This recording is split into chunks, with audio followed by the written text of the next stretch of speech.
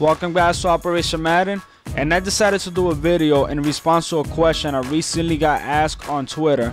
The question was, when throwing a deep ball to a wide receiver when the corner is faster, what is the best thing to do?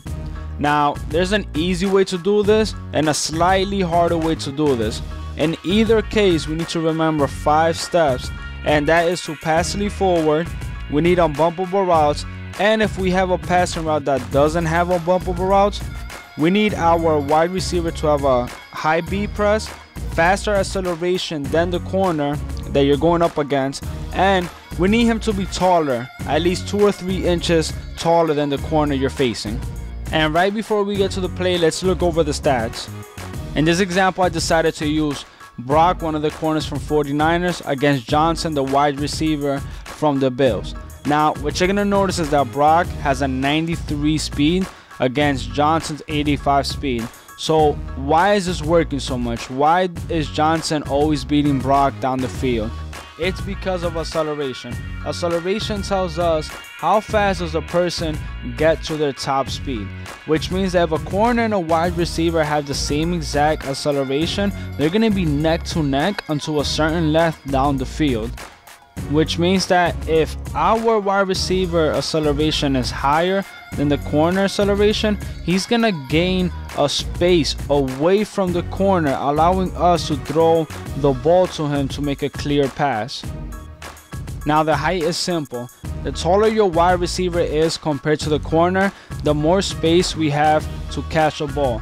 Once the quarterback throws it up, only your wide receiver will be able to reach it because the corner can't jump up and just tip the ball away. What's going to go hand in hand with this is the B press. You're going to see in a second that Brock tries to hold down Johnson, but Johnson's B press is so high that he fights Brock, pushes him to the side, and starts running up the field. This tells us how good he is at doing this every single time. Because his is so much higher than Brock, he's going to win this fight more often than not. And he's going to go down the field, use his acceleration to gain enough space away from Brock. And this gives us a clear window to actually throw the ball to him successfully before Brock catches up. Now that I've mentioned those 3 key steps, the easy way to do this is using unbumpable routes. Unbumpable routes is going to allow the wide receiver not to get pressed by the corner, which is great because with our higher acceleration, the wide receiver is going to create a space between him and the corner, giving us an opportunity to actually throw the ball up and give a wide receiver an actual chance to go up and catch the ball away from the corner. Now, being that our wide receiver is taller as well, using his height and us lobbing the ball up away from the corner, the corner's not going to be able to actually jump up and tip the ball, or even worse, try to intercept the ball. The unbumpable route I use for this play is called inside hooks, and it could be found in the pass balance playbook in the gun doubles formation. Now when we don't use an unbumpable route, the play becomes a little bit harder but still very possible. This is where B press, acceleration, and height comes into play. As I mentioned earlier, B press is going to tell us how good the wide receiver is in shoving the corner out of his way and starts going up the field. Once he does this, he's going to use his acceleration to separate himself as much as possible away from the corner.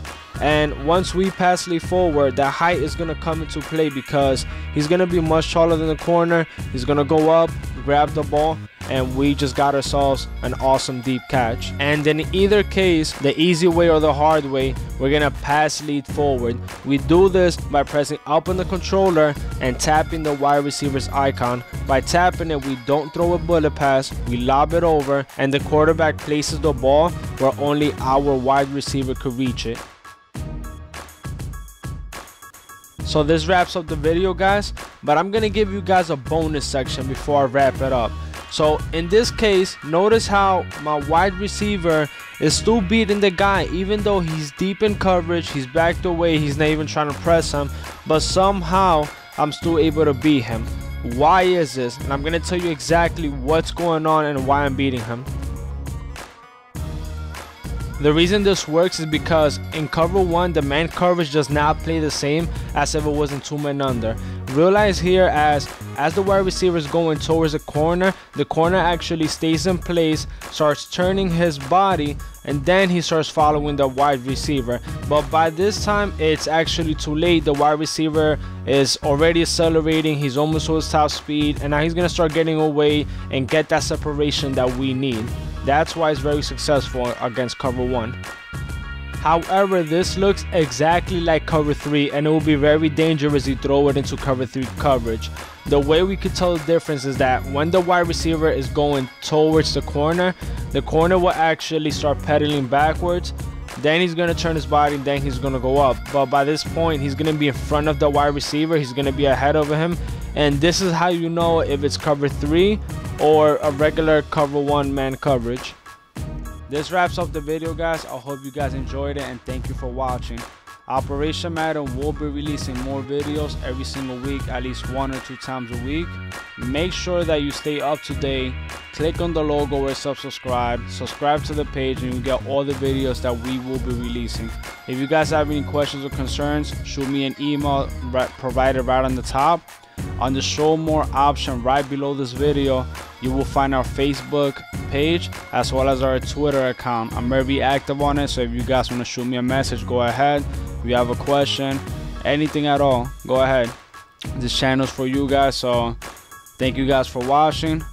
Other than that, this was Operation Madden. I'll see you guys in the future.